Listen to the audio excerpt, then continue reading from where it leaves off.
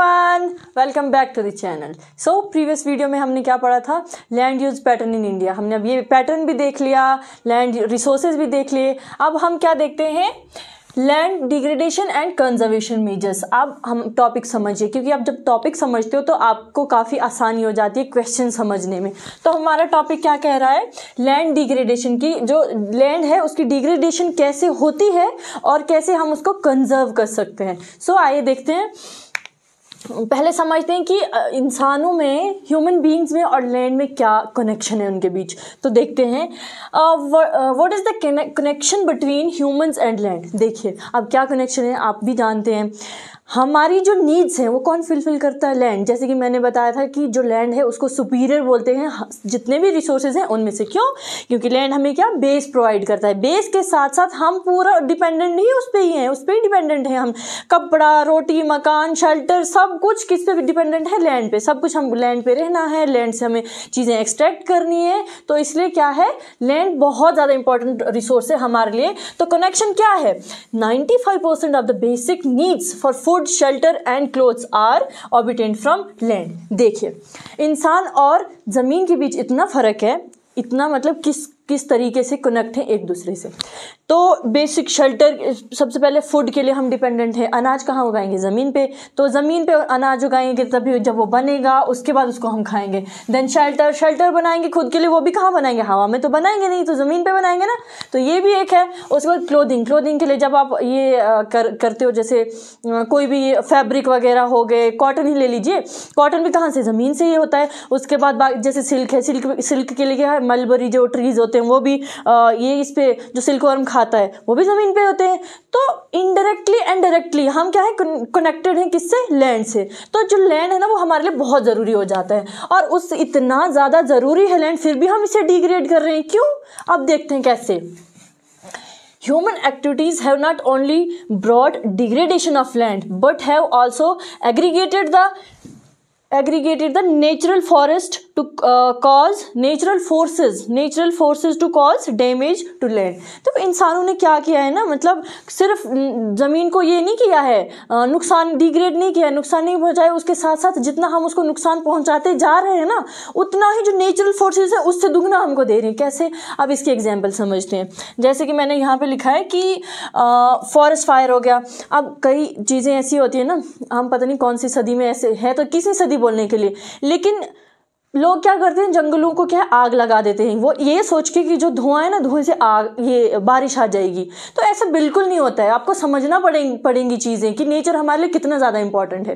तो क्या होता है कि जब फॉरेस्ट फायर लग जाती है, उससे इतना सारा धुआं ये होता है, निकलता है, ये पोल्यूशन होता है, जब एयर पोल्यूशन अलग से हो रहा है, एटमॉस्फेयर हमारा ख़राब हो रहा है, उसके साथ ही साथ जो पॉइजनस गैसेज हैं वो उनका एमिशन जितना हो रहा है, और जब वो एटमॉस्फेयर में मिल के इसमें बारिश की फॉर्म में जो पॉइजनस गैसेस हैं वाटर वेपर्स के साथ रिएक्ट करके बारिश की फॉर्म में नीचे आ रही हैं, उसको हम क्या कहते हैं, एसिड रेन कहते हैं। और उससे कितने हमारी क्रॉप्स खराब हो रही है, हमारी कल्टीवेशन का सारा सिस्टम खराब हो रहा है, उसके साथ साथ हमारी बिल्डिंग्स भी खराब हो रही हैं। जैसे ताजमहल की एग्जाम्पल ले लीजिए, पहले उसका कलर कैसा था, ये भी न्यूज़ में भी आया था और बुक्स में भी आपकी दिया गया है कि इसकी एसिड रेन की वजह से वो जो है उसका कलर खराब हो रहा है। तो बहुत सारी चीज़ें हमें फेस करनी पड़ रही हैं। हम इतना कर रहे हैं कि हम आग लगा रहे हैं, नेचर को नुकसान पहुंचा रहे हैं, ऊपर से नेचर हमको कितना दे रहा है ना, नुकसान पहुंचा रहा है। तो जैसे कि इंसान जानते हैं, human beings know that resources are very important but still they are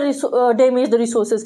इंसान जानते हैं, हम खुद जानते हैं यार कितना ज़रूरी है हमारे लिए रिसोर्सेज। हर चीज़ के लिए हम डिपेंडेंट हैं रिसोर्सेज पे, फिर भी हम ये कर रहे हैं, ख़राब कर रहे हैं उनको, ये सोचे बिना कि आगे क्या उसके परिणाम होंगे, क्या रिजल्ट्स आएंगे। तो इसके लिए अब हम देखते हैं क्या है, फॉरेस्ट फायर जैसे हो गया, इसका क्या कहते हैं एग्जाम्पल कि नेचर कैसे ये पहुँचाता है, मतलब हमको कितना देता है नेचर वहाँ से। अगर हम नुकसान पहुंचाएंगे तो वो भी वहां से नुकसान नहीं करेगा। तो जो नेचुरल फोर्सेस है ना, वो भी इंसान जितना कर रहा है डैमेज रिसोर्सेज को या हमारे एनवायरनमेंट को जितना नुकसान पहुंचा रहा है, नेचुरल फोर्सेस और ज़्यादा कर रही हैं। कैसे? जैसे मैंने ये एग्जांपल बताई फॉरेस्ट फायर की, पॉइजनस गैसेस का एमिशन होता है या माइनिंग होती है। माइनिंग जब हम करते हैं, माइनिंग में क्या होता है कि जब ज़मीन की खुदाई कर ली, मिनरल्स आपने एक्सट्रैक्ट कर लिए, लेकिन वहाँ पर इतने बड़े बड़े गड्ढे बना देते हैं, उनको फिल करे भी ना, हालांकि वो ज़मीन ये होती है, फर्टिलाइजर्स होते हैं उसमें, हैं, वो उपजाऊ ज़मीन होती है, लेकिन फिर भी हम क्या कहते हैं, ऐसे ही छोड़ देते हैं, खुला ही छोड़ देते हैं, तो वो ज़मीन कैसी थुलथुली हो जाती है, मिट्टी बिल्कुल लूज़ हो जाती है, और जब बारिश आनी है तब स्लाइड्स आना तो तय है भैया। तो फिर ये है आपका मतलब, जिस तरीके से आप ये पहुँचा रहे हो, नुकसान पहुँचा रहे हो, तो नेचर भी आपको वैसे ही देगा। तो ये कुछ एग्जाम्पल्स हैं कि हमें नेचर कैसे वहाँ से वापस कर रहा है हमारी चीज़ें, जितना भी हमारा किया कराया उसको। उसके बाद हम देखते हैं कि जो ये है ना काजेज़ क्या क्या हैं, और उसके बाद मेजर क्या क्या है जो हम चीज़ें कर रहे हैं उनको रोकने से, या उसके क्या कहते हैं इन प्रॉब्लम्स का सल्यूशन क्या होगा, वो देखते हैं हम अब। सबसे पहले आ गया डिफॉरेस्टेशन में हम इसके लिए लकड़ियों के लिए ये जंगल कितने ज़्यादा इम्पॉर्टेंट हैं, उनको हम काटते जा रहे हैं, बिल्कुल सफाई कर रहे हैं उनकी जंगलों की। एक ये प्रॉब्लम हो गई। उसके बाद ओवरग्रेजिंग हो गई। अब जो फील्ड्स हैं जिन पे हमारे जो कैटल्स हैं वो ये करते हैं, ग्रेजिंग करते हैं, अब इतना ज़्यादा कर लिया है ना, वो जो ऊपर वाली परत होती है सॉइल की, वो सबसे ज़्यादा क्या होती है, फर्टिलिटी उसमें ही होती है, सबसे ज़्यादा फर्टिलाइज होती है वो। और जब वो उसको ये करते हैं, ग्रेजिंग करते हैं, तो वो मिट्टी वहाँ से उखड़ जाती है। तो हमें ये भी ध्यान रखना है। तो एक ओवर ग्रेजिंग हो गई, ये भी प्रॉब्लम हो गई। माइनिंग हो गई, माइनिंग एंक्वायरिंग, आप कितनी माइनिंग कर रहे हो, अपनी इतनी चीज़ें आप वहाँ से एक्सट्रैक्ट कर रहे हो, आपने आइडेंटिफाई कि अगर कहीं पे मिनरल है, और उसको एक्सट्रैक्ट करने के लिए कितनी ज़्यादा माइनिंग कर रहे हो। माइनिंग करने के बाद जो, जैसे मैंने बताया, इतने गड्ढे कर लोगे आप, उसके बाद क्या है, गड्ढे कर लोगे, देन जब बारिशें आएंगी, जो मिट्टी होगी वो तो यही होगी, थुलथुली होगी, लूज होगी, तो वो क्या है, स्लाइड्स आना तय है। माइनिंग से ये प्रॉब्लम हो जाएगी। उसके बाद ओवर इरीगेशन, आपको इरीगेशन करनी है। देखिए कहीं कहीं ऐसे होता है ना कि बस ऐसा इरीगेशन ज़रूरी है, लेकिन इतनी भी नहीं कि 12 के 12 महीना पानी में छोड़ दोगे सारी फसलें, सारी क्रॉप्स। तो इससे क्या होता है कि जो ये पानी है ना, उसकी कंडीशन ख़राब हो जाती है, और ये ज़मीन भी ख़राब हो जाती है इससे। तो ओवर इरीगेशन भी नहीं करनी है। पानी का अलग से वेस्ट हो रहा है, फसलें अलग से ख़राब हो रही हैं, पानी अलग से ख़राब हो रहा है। उसके बाद क्या है, मिनरल्स प्रोसेसिंग इंडस्ट्री। अब कहाँ है, जैसे मिनरल्स, कोई इंडस्ट्रीज़ है, मान लीजिए सीमेंट इंडस्ट्री मान लीजिए आप, अगर वहाँ एक तो ये डस्ट जो उड़ रही है, जो डस्ट पार्टिकल उड़ रहे हैं, एयर पोल्यूशन तो अलग से ही हो रहा है वहाँ से उनसे, लेकिन क्या हो रहा है कि उसके साथ साथ जो वो डस्ट पार्टिकल्स हैं वो हमारी ज़मीनों पे आके रुक रहे हैं, और ऐसी परत बनाते हैं ना, वो ना नीचे पानी जाता है, और जो हमारी ज़मीन है उसकी क्या है, क्षमता, उपजाऊ ज़मीन की ख़त्म हो जाती है वहाँ से। तो वो जो केमिकल भरे जो डस्ट पार्टिकल्स पड़ते हैं ज़मीन पे, वो भी ठीक नहीं, इसकी वजह से भी हमारी लैंड जो है डिग्रेड हो रही है। अब इसके जब इतनी सारी प्रॉब्लम्स है, तो भैया इसका कोई सोल्यूशन भी तो होगा ही। अब हम सोल्यूशन पर नज़र डालते हैं कि सोल्यूशन क्या है। डिफॉरेस्टेशन कर रहे हैं तो एफॉरेस्टेशन भी करनी है। जितना हम पेड़ काट रहे हैं उतना हमारे, वैसे भी हमें पेड़ उसी हिसाब से काटने हैं जितनी हमारी ज़रूरत है, उस हिसाब से काटने हैं। अगर आप काट रहे हो तो आपको लगाने भी हैं, एफॉरेस्टेशन आपको पेड़ लगाने भी हैं, क्योंकि आप जानते हो कितने ज़रूरी हैं। उसके बाद mining, management of grazing land. अब जो ग्रेजिंग लैंड है उसमें क्या करना होगा, हम जो जब घास बनती है हमको मशीन्स के थ्रू वो काटनी है, ताकि वो जड़ से ना उखड़े वहाँ से, और वो मिट्टी वहाँ से ना ये, जैसे ये मान लीजिए ये है आपका फील्ड है, मशीन के थ्रू आप यहाँ से बिल्कुल रूट से ऐसे आपकी ग्रास है, ऐसे अब जो ये वाला हिस्सा है, आप मशीन से यहाँ से ऊपर निकाल लो, दे दो उनको खाने के लिए, कैटल्स को। अब ये नहीं करना पड़ेगा ना, तो इसका भी मैनेजमेंट करना पड़ेगा। या फिर ऐसे मैनेजमेंट करना है कि थोड़ी थोड़ी घास जब बचती है तो क्या है, उस फील्ड में हमको नहीं डालना है, फिर ग्रेजिंग करने के लिए रोक दीजिए वहाँ पे। तो ये मैनेजमेंट करना पड़ेगा।